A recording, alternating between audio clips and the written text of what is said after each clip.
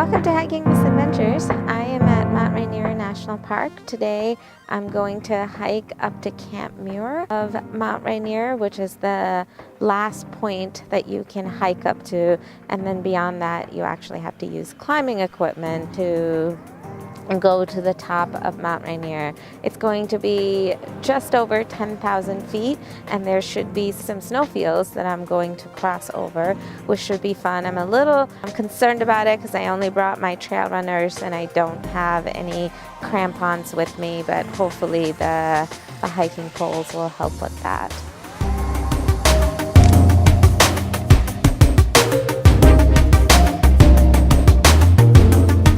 If it wasn't for this wall of fog right here, the top of Mount Rainier would be visible right there.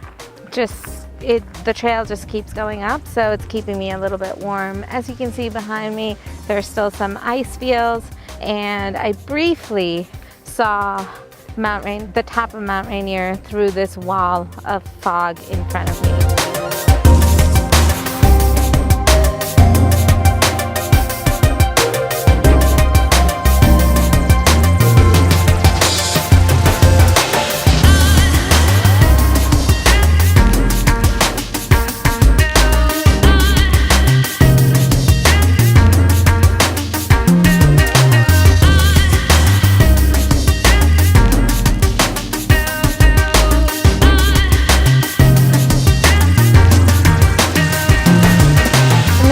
Snowfield, just past Pebble Creek.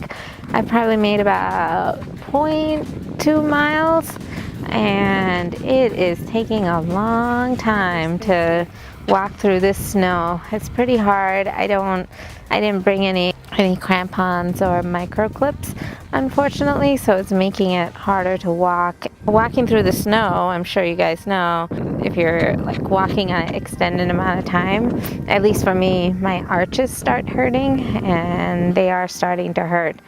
And we still have about 1.5 miles to go. So it's going to be a long, slow slog to the top. I made it to the top, to Camp Muir, and the top of Mount Rainier is over there.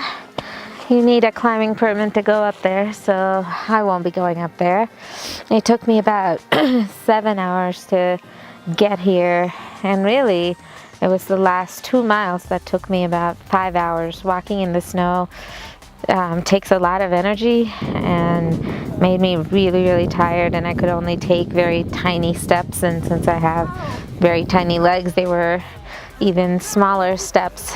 But on the way up here, probably maybe 1 mile into the snowfields, I just thought it was really difficult and didn't think I could go up anymore, so I was sitting on a stone trying to decide whether I should go back, and a fellow hiker came by, sat down with me for a little bit, and gave me a little pep talk that I could make it all the way up, even if it's slowly, which I really appreciated. I think hikers are the most encouraging group of people that I've ever known. Even as I was making the last little bit up to Camp Muir, I must have looked really tired, and there were so many hikers who were walking by who were just like, "You're almost there," which is always nice to hear. If you're coming up here, a couple of things that I forgot to do that you shouldn't forget to do.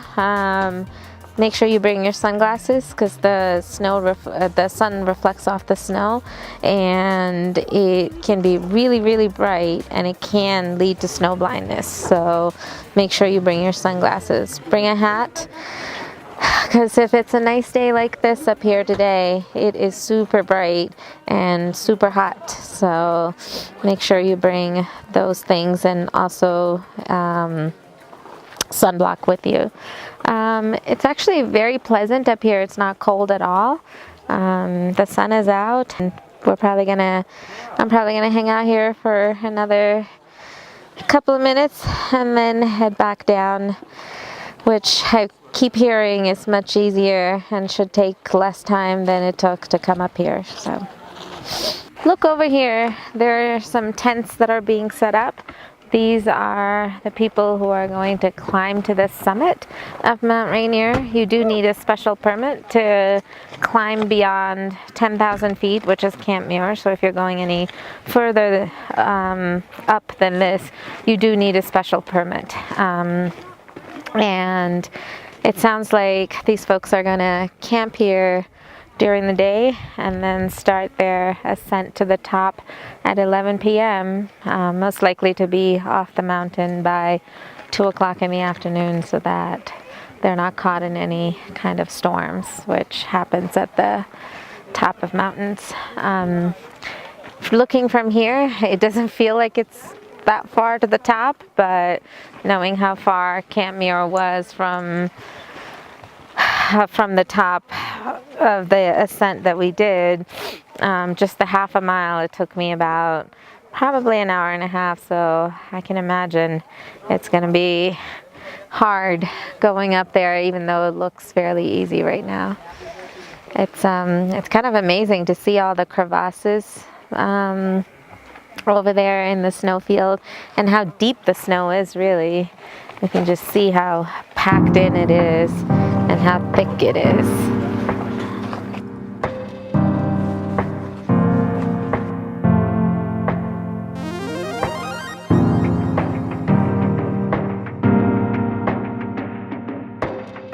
It was a long hike. It took me 12 hours, and it was a lot of slow going in the snow, and climbing up is slow because you're taking small steps and gaining about 4,600 feet of elevation. And it's almost a straight up. There's not a lot of flat spots or anything.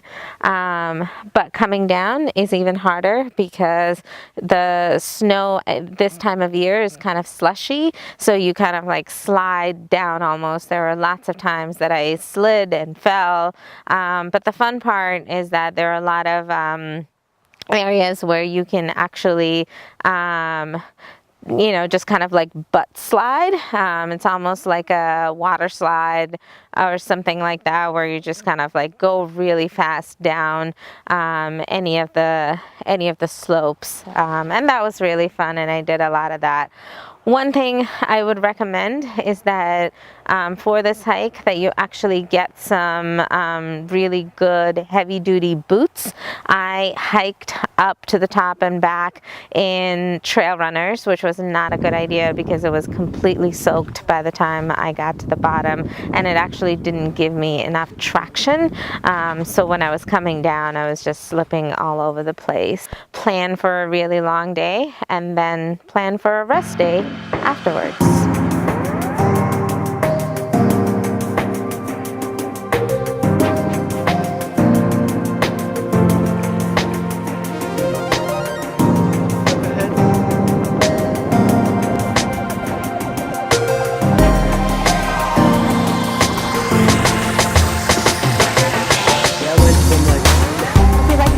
Please remember to hit subscribe. You can also find me on Instagram and Facebook now at Hiking Misadventures. Also remember to sign up for my blog at hikingmisadventures.com.